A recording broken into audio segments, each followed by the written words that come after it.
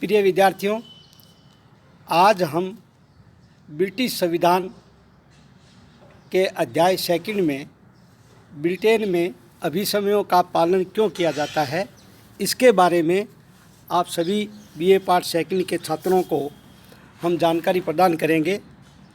जैसा कि हम सब जानते हैं कि इंग्लैंड में परंपराओं का पालन उसी प्रकार किया जाता है जिस प्रकार अमेरिका में संविधान के प्रावधानों का अध्ययन किया जाता है। परंपराएं न तो कानून निर्मात्री सभा की इच्छा के परिणाम होती है और न ही इन्हें न्यायिक मान्यता प्राप्त होती है।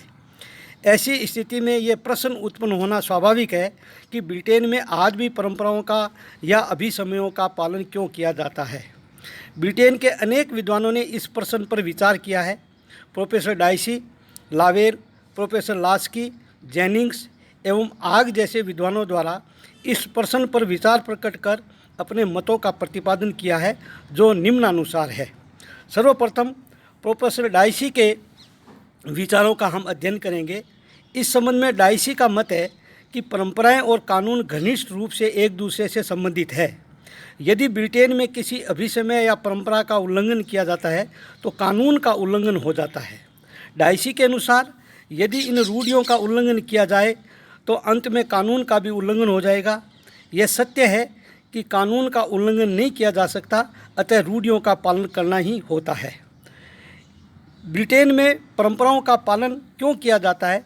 डाइसी के विचारों के अनुसार हम कुछ उदाहरणों के तौर पर भी समझाने का प्रयास करेंगे। सर्वप्रथम, इंग्लैंड में ये परंपरा है कि संसद का अधिवेशन वर्ष में एक बार अवश्य होना चाहिए। यदि इस परंपरा का पालन नहीं किया जाता है तो इससे कई कानूनों में उलझन पैदा हो जाएगी। न तो बजट स्वीकृत हो पाएगा और न ही सेना संबंधी कानून का नवीनीकरण होगा। सेना अधिनियम का भी उल्लंघन हो जाएगा क्योंकि ये प्रतिवर्ष संसद द्वारा पारित किया जाता है। दूसरा उदाहरण, यदि ब्रिटिश परंपरा के अनुसार मंत्रिमंडल के विरुद्ध अविश्वास प्रस्ताव पारित हो जाता है तो मंत्रिमंडल अपना त्यागपत्र दे देता है। लेकिन यदि मंत्रिमंडल इस परंपरा का पालन करते हुए त्यागपत्र नहीं देता है तो कॉमन सभा उस सरकार को धन की स्वीकृति प्रदान नहीं करेगी। इससे सारी शासन व्यवस्था छिन्न भिन्न हो जाएगी। डाइसी के उपयुक्त विचारों के आधार पर कुछ विद्वानों ने डाइसी के विचारों से असहमति प्रकट की है। डाइसी का उपयुक्त तर्क सत्य नहीं है। परंपराओं के पीछे वास्तविक शक्ति की पूर्ण व्याख्या नहीं होती है। डाइसी का यह मत सभी परंपराओं पर अक्सर से लागू नहीं होता है। ब्रिटेन की संसद सर्वोच्च है, अतः वह चाहे तो सेना अधिनियम एवं बजट को 5 वर्ष के लिए एक साथ पारित कर सकती है।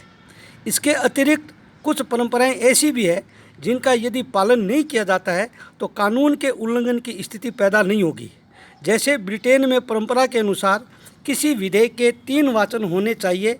यदि संसद 2 वाचन करके ही इतिश्री कर देती है तो इससे कानून का किसी प्रकार का उल्लंघन नहीं होगा। और दूसरा उदाहरण ये है कि प्रधानमंत्री कॉमन सभा का सदस्य होना चाहिए। यदि ब्रिटेन में प्रधानमंत्री को लॉर्ड सभा से ले लिया जाए तो इससे भी कानून की अनिश्चितता पैदा नहीं होती है। इसके अतिरिक्त डाइसी का विचार स्वयं डाइसी के द्वारा प्रतिपादित संसदीय संप्रभुता सिद्धांत के विरुद्ध है।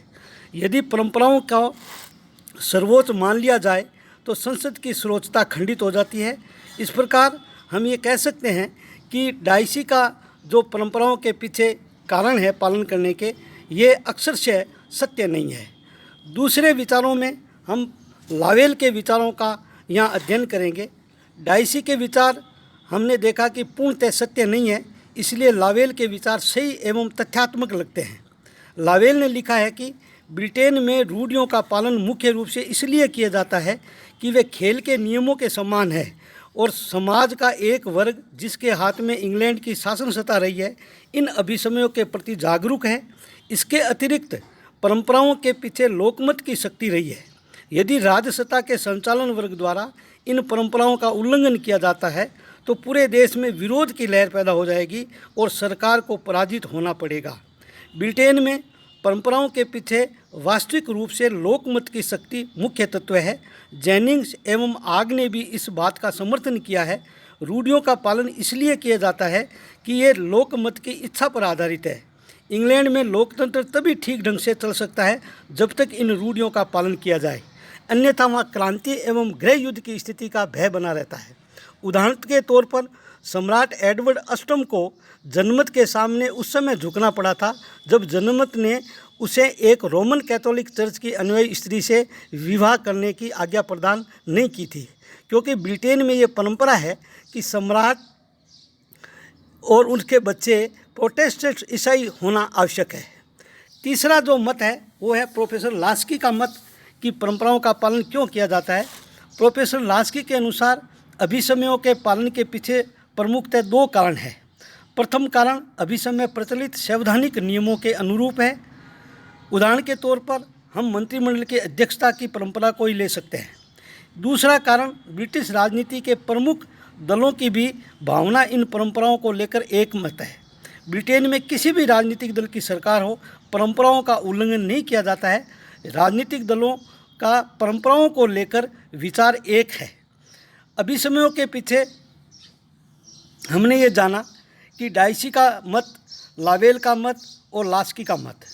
डाइसी ने यह तर्क दिया है कि परंपराओं का पालन नहीं होने से कानून का उल्लंघन हो जाएगा। दूसरा लावेल का जो मत है, लावेल ने यह स्पष्ट रूप से कहा है कि ब्रिटेन में परंपराओं का पालन इसलिए किया जाता है क्योंकि उनके पीछे लोकमत की शक्ति होती है।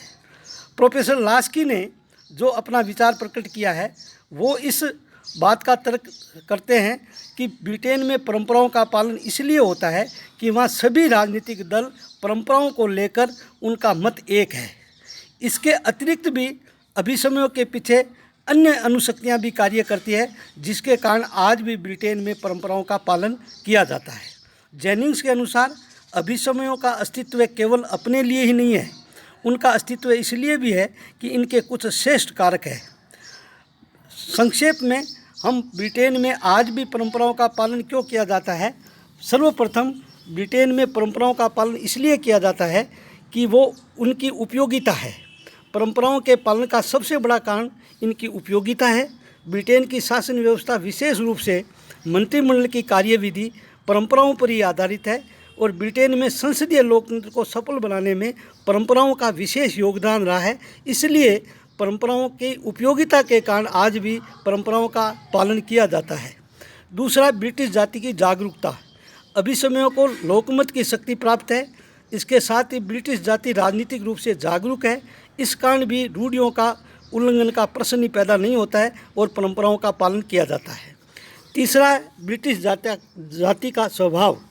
ब्रिटिश नागरिक स्वभाव से ही रूढ़िवादी है और वे अपनी परंपराओं को जीवित रखना चाहते हैं। ब्रिटेन के लोग अपने जीवन में भले ही विसंगतियाँ पैदा कर लेंगे, लेकिन परंपराओं को त्यागने के लिए कभी भी तत्पर नहीं होंगे। प्रोफेसर लास्की ने ठीक ही लिखा है कि वे अभिसमयों का पालन करने में अभ्यस्त हो गए हैं और मस्तिष्क में वे स्वयं ही इनकी पालना करते हैं। चौथा कारण है मनोवैज्ञानिक शक्ति। अभिसमयों के पालन का कारण मनोवैज्ञानिक भी है, क्योंकि ब्रिटिश लोगों का स्वभाव नियमों का पालन करना है, चाहे वे लिखित हो या अलिखित परंपराएं हो। ब्रिटिश जाति की मनोस्थिति भी परंपराओं के अनुकूल है। अंत में ब्रिटेन में परंपराओं की वैधानिक शक्ति नहीं होने पर भी इन्हें जनमत की शक्ति प्राप्त है और लोकतंत्र में शासन की अंतिम शक्ति जनता में ही निहित है और ब्रिटेन के लोग कभी भी परंपराओं का उल्लंघन करने वाली सरकार को सहन नहीं करते हैं। इसलिए परंपराओं का आज भी पालन हो रहा है। जय हिंद, धन्यवाद।